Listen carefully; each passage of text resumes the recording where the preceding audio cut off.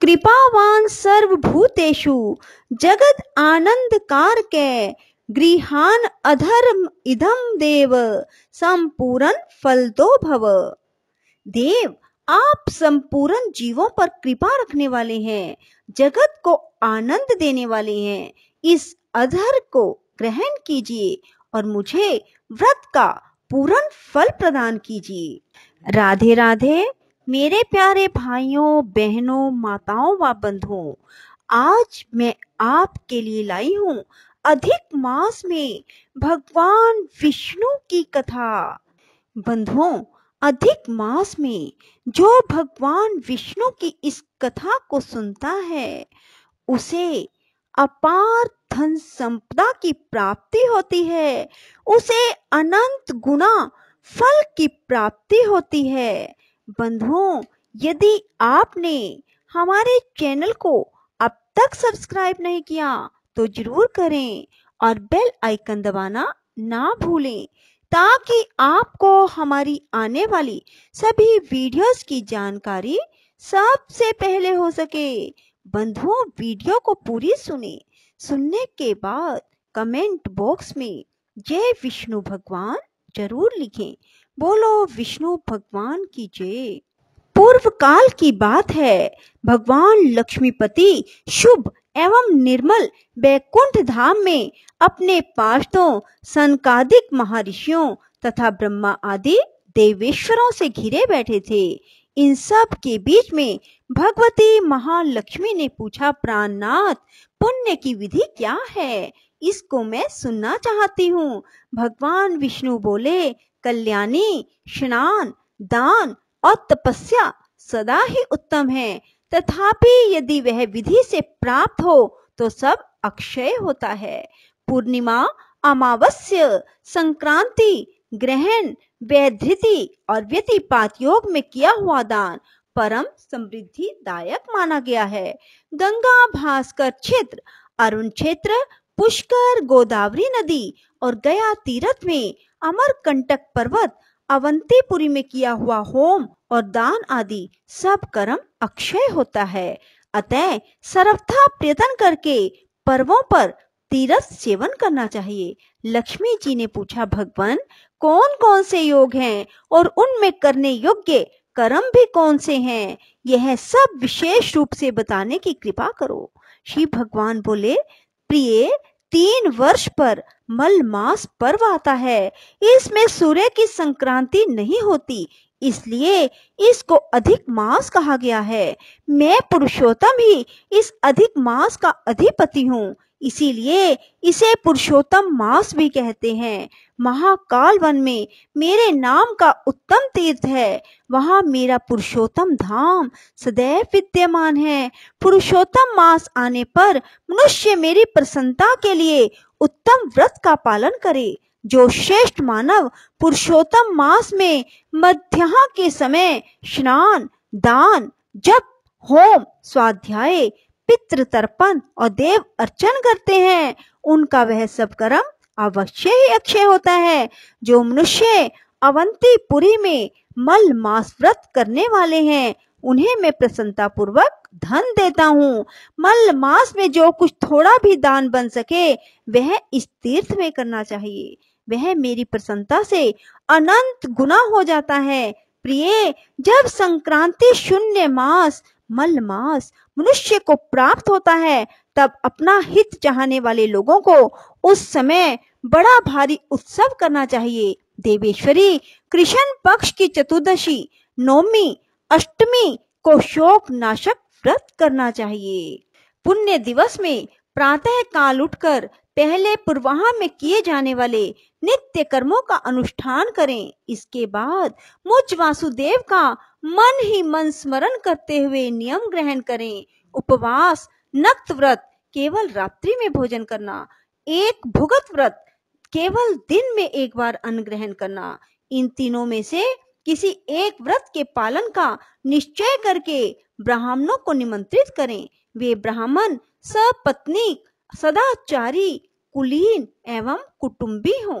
इसके बाद मध्याह्न काल में नूतन एवं छिद्र रहित कलश के ऊपर लक्ष्मी सहित सनातन देव श्री विष्णु की स्थापना करें।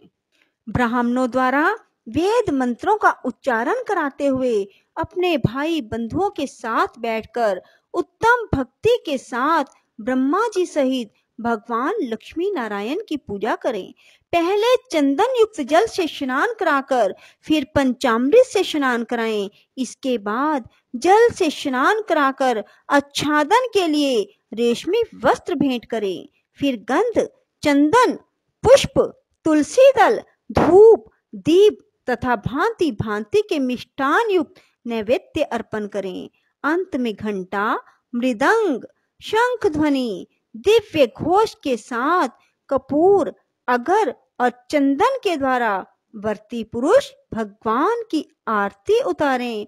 कपूर ना मिले तो घी में डुबोई हुई रुई की बत्तियों से भी आरती कर सकते हैं। उसके बाद तांबे के अधर पात्र में रखे हुए जल, चंदन, अक्षत और फूल से प्रसन्नता पूर्वक भगवान को विशेष अधर्य दें। पूजन एवं अधर्य दान के समय अपनी पत्नी को भी साथ रखें। अधर्य पात्र में जल, चंदन आदि के साथ पंचरत्न भी रखना चाहिए। अधर्य देने की विधि इस प्रकार है। दोनों घुटनों को जमीन पर टेक कर दोनों हाथों से अधर्य पात्र उठाकर भक्ति पूर्वक भगवान के आगे वह जल गिराएं। अधर्य का मंत्र इस प्रकार है। कृपावान सर्वभूतेषु जगद आनंद कारके गृहान अधर्यम इदम देव संपूर्ण फलदो भव। देव, आप संपूर्ण जीवों पर कृपा रखने वाले हैं, जगत को आनंद देने वाले हैं। इस अधर्य को ग्रहण कीजिए, मुझे इस व्रत का पूर्ण फल प्रदान कीजिए। इसके बाद निम्न अंकित मंत्र पढ़कर प्रार्थना करें। स्वयं भुवे नमस्तुभ्यम ब्रह्मणे अमित तेज से नमो अस्तु ते श्यानंद ब्रह्मानंद कृपा कर। अमित तेजस्वी स्वयंभू ब्रह्मा जी को नमस्कार है। लक्ष्मी जी और ब्रह्मा जी को आनंद प्रदान करने वाले कृपा निधान पुरुषोत्तम आपको सादर नमस्कार है। इस प्रकार भगवान गोविंद की प्रार्थना करके लक्ष्मी नारायण का स्मरण करते हुए स्वयं ही सपत्नीक ब्राह्मणों का पूजन करें। विधि पूर्वक पूजा संपन्न करके उन्हें घृत पक्व एवं खीर का भोजन कराएं। विद्या विनय से संपन्न सपत्नीक ब्राह्मण को विधिवत भोजन कराकर यथाशक्ति वस्त्र, अलंकार, कुमकुम आदि के द्वारा उनका सत्कार करें। घी में तैयार किए हुए गेहूं के आटे की पूरी, कचौरी, उत्तम उत्तम मिष्ठान, भांति भांति के फल, शर्करा और घृत से तैयार किए हुए भोज्य पदार्थ, मूली, अदरक, अनेक प्रकार के साग, गोरस आदि पदार्थों को मीठे वचन बोल बोल कर परोसना चाहिए। प्रभो, इसका रस बड़ा स्वादिष्ट है, यह भोजन करने योग्य बहुत उत्तम है, इसे तो आपके लिए खास तौर पर तैयार किया गया है, आपको जो रुचता हो वह और मांग लीजिए, इत्यादि बातें कह कह कर प्रेम पूर्वक ब्राह्मणों को भोजन कराना चाहिए। भोजन के बाद तांबूल और दक्षिणा देकर उन्हें विदा करना चाहिए। ब्राह्मण भोजन के अनंतर व्रती पुरुष भाई बंधुओं के साथ स्वयं भोजन करे। प्रिय, जो नारी इस संसार में मल मास व्रत का पालन करती है उसे दरिद्रता, पुत्र शोक, विधवापन कभी प्राप्त नहीं होते। स्त्री हो या पुरुष, जो भी मल मास में पूर्वोक्त व्रत का पालन करता है वह उत्तम फल का भागी होता है। भगवती लक्ष्मी जिनके चरणों की बड़े लाड प्यार से सेवा करती हैं, उन भगवान पुरुषोत्तम की लक्ष्मी सहित पूजा करके शंकर के साथ पार्वती देवी का भी पूजन करें। जो ऐसा करता है वह सैकड़ों मनोवांछित फलों को पाकर भगवान विष्णु के लोक में पूजित होता है। भाद्रपद शुक्ल पक्ष की एकादशी तिथि को एकाग्रचित होकर जो पुरुष पुरुषोत्तम सरोवर में स्नान करता है उसे स्त्री, पुत्र, धन, आयु, आरोग्य, संपदा प्राप्त होती है। पुरुषोत्तम सरोवर के ईशान कोण में भृगु श्रेष्ठ परशुराम जी ने आत्म शुद्धि के लिए तपस्या की। वहीं पर सब तीर्थों का श्रेष्ठ फल प्रदान करने वाली सरिताओं में श्रेष्ठ कौशिकी नदी भी है। उसमें स्नान करके मनुष्य जाति हत्या के दोष से मुक्त होता है। वहीं भगवान रामेश्वर का दर्शन करके मानव अपने सब पाप धो डालता है। एक समय नैमिषारण्य क्षेत्र में बैठे हुए शौनक आदि मुनि आपस में सब तीर्थों के विषय की पुण्यदायिनी शुभ कथा कह रहे थे। उस पुण्य में अवसर पर देव ऋषि नारद ने काशी का उत्तम महात्म वर्णन किया। तत्पश्चात स्वयंभू भगवान ब्रह्मा ने सब देवताओं और ऋषियों के समक्ष इस प्रकार कहा, समस्त पाताल और भूलोक में गोमती के समान दूसरी कोई नदी नहीं है, श्री कृष्ण के तुल्य कोई देवता नहीं है और द्वारका के समान दूसरी कोई पुरी नहीं है। इस बात को निश्चित रूप से जानकर वहां यत्र तत्र बैठे हुए शौनक आदि सभी ऋषियों ने वहीं गोमती के तट पर प्रातः काल संध्या उपासना की। महर्षि सांदीपनि भी वहीं थे। उन्होंने भी गोमती तट पर संध्या उपासना की। इस प्रकार दीर्घ काल तक व्रत का पालन करने वाले अवंती निवासी सांदीपनी मुनि के पास उन्हीं की कामना पूर्ण करने के लिए सुकुमार अंग वाले ब्रह्मचारी बलराम और श्री कृष्ण आए। उन्होंने गुरु जी से कहा, ब्राह्मण, नदियों में श्रेष्ठ गोमती अब यहीं अवंतीपुरी में आ गई है। यज्ञ कुंड में गोमती और सरस्वती दोनों का समागम हुआ है। गोमती कुंड सब पापों का नाश करने वाला बताया गया है।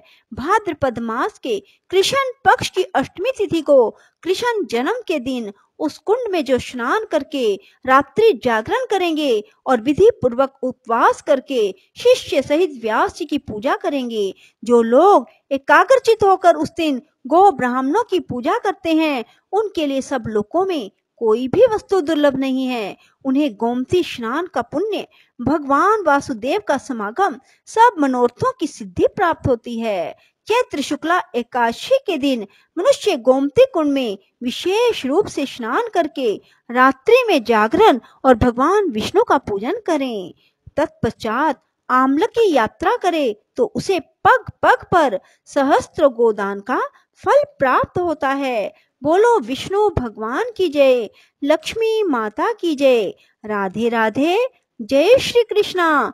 बंधुओं, यदि आपको हमारी वीडियो पसंद आए तो इसे लाइक करें और शेयर भी जरूर करें। धन्यवाद।